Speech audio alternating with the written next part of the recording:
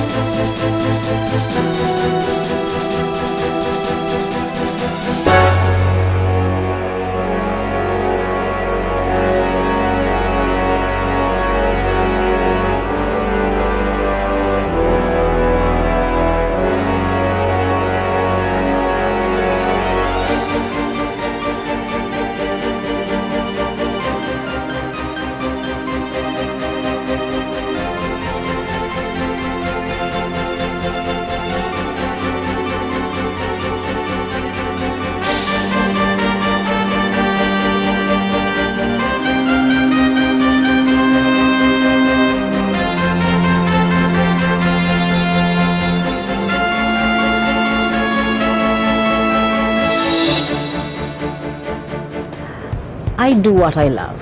There's an old saying that I've come up with. No, I can't take credit for that. I had a boss that told me it many years ago. Do what you love and you never work a day in your life. So I don't work, but I am by trade a broadcaster.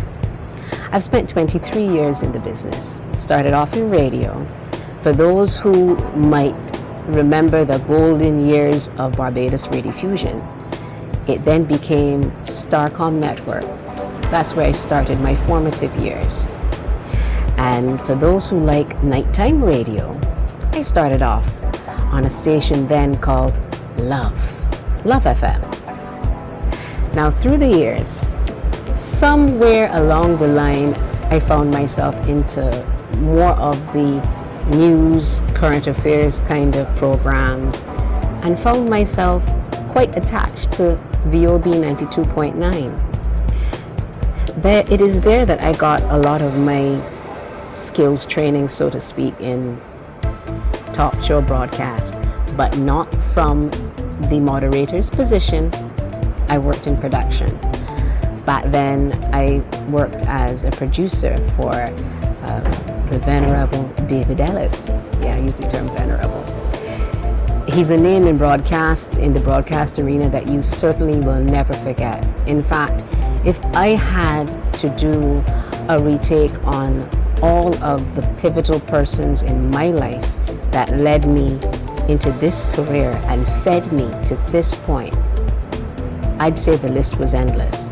But if I had to pick out a few, the late Dennis Johnson, who discovered me all by accident, the late Alfred Pragnell, Mr. Wosley Roach. You cannot have someone behind a mic not knowing how to be technical.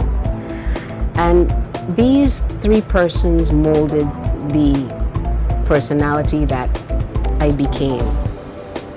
Today, well, I basically go to the beat of my own drum, but it is because of the love of what I do.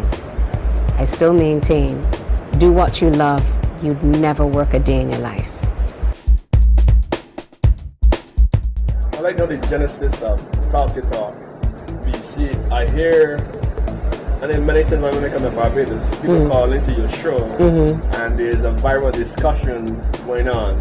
I want to hear your view or your opinion about the show. Let's talk about it. We can talk about all of the things that's happening around us. It's not only limited to Barbados, but regional and international as well. But my feeling is that after we talk about it, let's see how we can be solutions oriented. And that's the slant that I've taken, having been placed with the responsibility of sitting in the moderator's chair. So we've taken Let's Talk About It, and we've utilized it to help persons who are in need. We've also utilized it to educate each other about things that we might not have been so clear about. Hence the reason why a special or especially dedicated Let's Talk About It that deals with health. We call it Let's Talk About It, Meet You in the Middle. Every second and fourth Wednesday, we meet in the middle to discuss health issues. Bring in persons who are definitely the experts. I just facilitate it. And we discuss. We have persons call in and discuss those things, ask questions, get some guidance, get some information.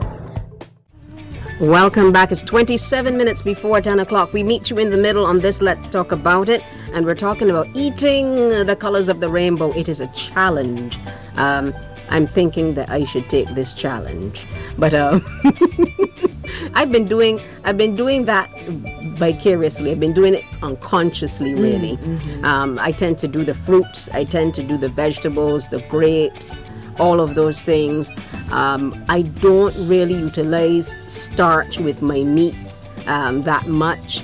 I found that as you get older, it tends to make you feel a lot heavier, a lot more sluggish.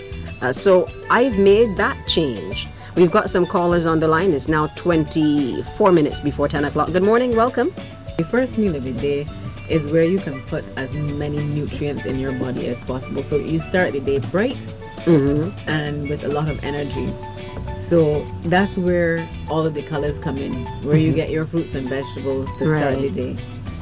You can start with, as many of the callers have mentioned, the lemon water, using warm water. Then you can get fruit salad. So again, the colors would be red from the watermelon, orange from the mango, yellow with the banana, and berries. Berries are so high in antioxidants. Excellent for the body. And a lot of people don't recognize that the frozen berries are actually very good. It doesn't have to be fresh. There are certain dietary challenges where the acidity levels is concerned, and arthritic pain tends to be at its highest if your acidity levels are pretty high. How does one make those changes and still not feel as if they are being overly restricted? I'm very close to someone who has made a lot of those changes that I honestly didn't think I would see, because pudding and sauce was a regular in the house. Of course. Right? But again, once you start adding slowly, so if you have different types of fish that you can eat instead of red meat, and you decide that. And in my house growing up, we had chicken one day, fish a few days, and then no meats 1 or 2 days, and it would be the same every week. So you can cut out meat 1 or 2 days. Start out by cutting it out 1 or 2 days, add in the fish, the chickpeas, which also is high in protein, and get good recipes.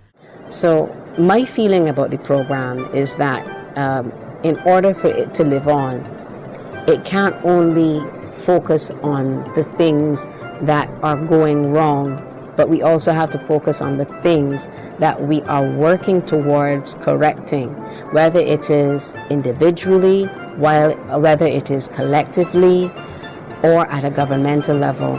I think that because we are community radio, we have to also look at seeing how we can continue to be our brother's keeper and help each other. And sometimes, to do so, we have to talk about it, at least at first. How important is faith to you, and also to, let's say, your profession? I am grounded in my faith, but I never really look at my faith being separate from what it is that I do. In fact, it is because of my faith that I continue to be grounded. I think that because of the worldly things that can influence us, we need to have that. As a parent, I think it is imperative that I have that, or else, to me, all will be lost. You need to have some sort of goalpost, some sort of foundation with which to ground your children. So for me, what has been imparted to me by my parents, not just teaching me the road, but walking the faith with me. I was never the sent to church type. I was the type that we all came down the stairs rank and file and we went to church together. So I can't help but bring that part of me when I come to any program, because it is intrinsically who I am. I live by faith every day, not by sight. If I did, I possibly would have walked away from a lot of things, maybe even this career. But I continue to allow my faith to guide me in all that I do. Could you give a snapshot of the interesting things about Barbados? Snapshot of the interesting things about Barbados? Yeah, you know. Oh goodness, you have the rest of the week. You're gonna need more than just a snapshot, but let me try. Let me try. Let me start with what I love first of all. Food. I'm a foodie. For me, to get a taste of Barbados, you need street food. Yes, the restaurants are wonderful. The hotels, magnificent. But street food will give you a taste of what happens in the kitchen. You can't get a cocoa and flying fish the same way unless you have street food. So food is the first thing I would put on the list. And the next thing that I would put on the list are things that are associated with our history, our architecture, places in the countryside, Gun Hill, the Signal Station, the Lion, places that are picturesque, like Pico Tenerife as you look across from St. John's Parish Church. And mind you, some of these same places you can see from other parts across Barbados. I'm sure Ernest noticed the beautiful view of Skeete's Bay over at Ragged Point, because you can stay from Ragged Point and see the long coastline. So we have a lot to shout about when it comes to Barbados as a snapshot of, the tourist's dream. And let's not forget that we also have great entertainment. We've got plenty artists, wonderfully talented Bajans. You see that? Bajan. Wonderfully talented Bajans that, treat us to top-notch performances here and internationally. Well, we're in St. Philip, so I can't not mention RPB, Red Plastic Bag. Come on, we have to start there. Ladies and gentlemen, put your hands together and welcome the gentleman of soca music in Barbados and the world. We call him a true calypso monarch, the Red Plastic Bag.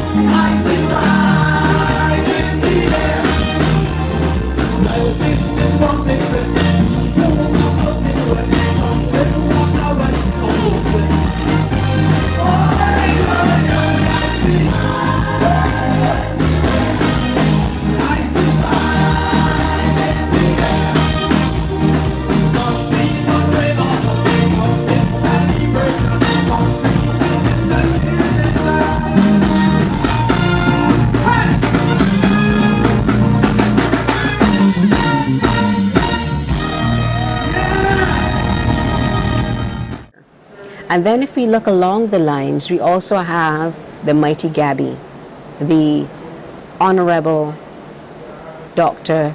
Anthony Gabby Carter.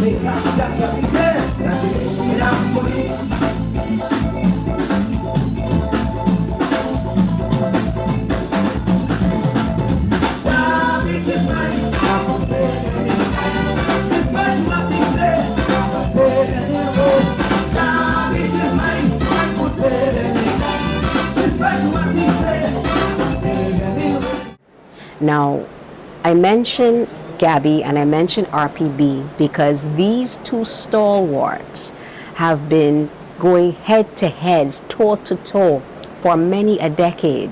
And as you know, they are both kings in their right.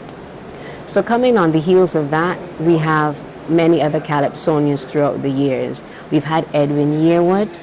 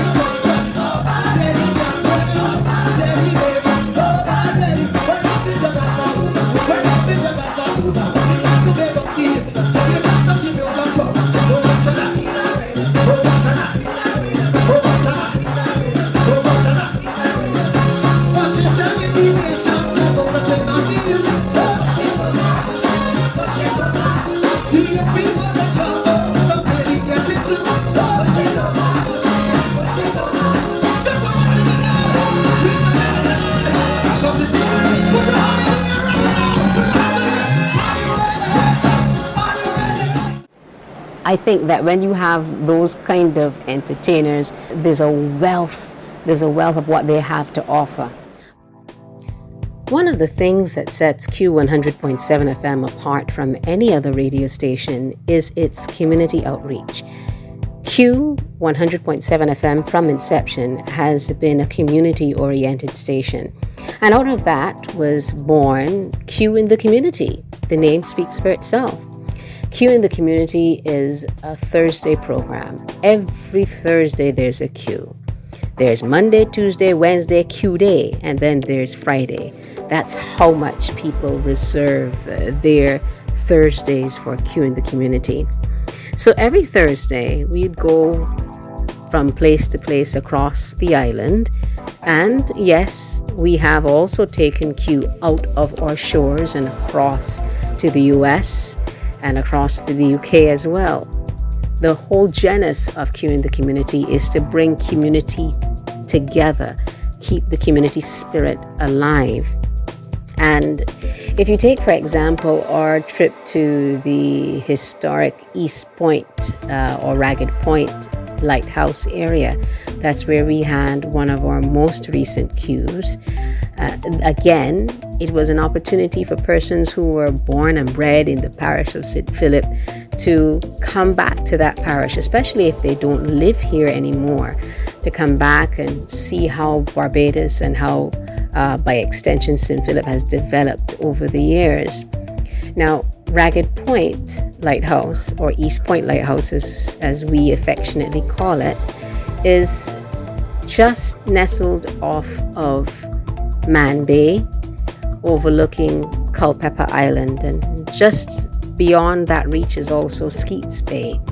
So you'd find that persons who grew up in the area could tell you a lot about their trips down to the shore, their search for sea eggs and all of those things. And at a Q, this is what happens. We reminisce. We meet up with old friends and relive our days of going to school at, let's say, St. Catherine's, for example, if you're from the St. Philip area. But people would meet up and they'll, reminisce on these things. And then there's the eat up and the drink up. When I tell you about culinary delights, you can find at every Q something that is intrinsic to Barbados. Whether it is a good roast pork or baked pork, you can find it at any Q in the community. So, apart from whetting your appetite just a bit, this is where we get history, fun, and frolic coming together all in one melting pot, so to speak. So, going back to Ragged Point, we're looking at a structure that was erected as far back as 1875. This coral stone structure was home to many family of a lighthouse keeper. In fact, my family is one of those families that dwelled at Ragged Point Lighthouse many years ago. The names that you would recall would be the Wilshires and the Skeetes. I make up the portion of the Skeetes.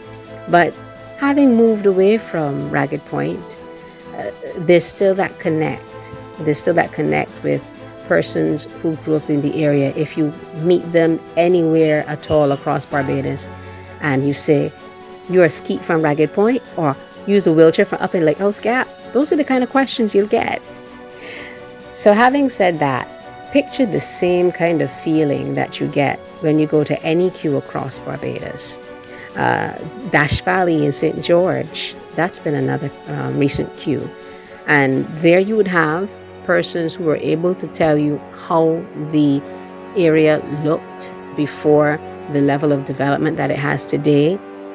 Where we had our most recent Q in Dash Valley, St. George, it's an entertainment arena, so to speak, today. But this is nestled in a village where people grew up. So that really and truly is the genesis of Q in the community, to bring people together, to, sing a key.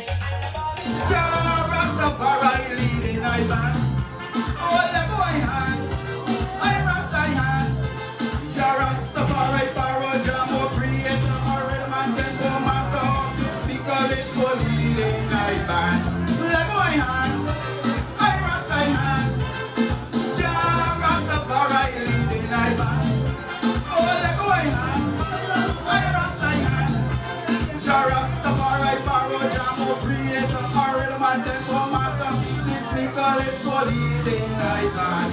whether it is in key or out of key, but sing a tune or two to see how much you can bring back some of those old memories so that people are allowed to still feel alive.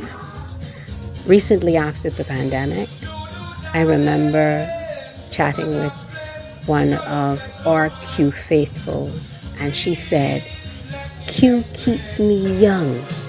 I was waiting for it to start back, and I feel alive. You never know. Q in the community might very well be in your own backyard any day soon, whether it's here on this 166 square miles or across the seas.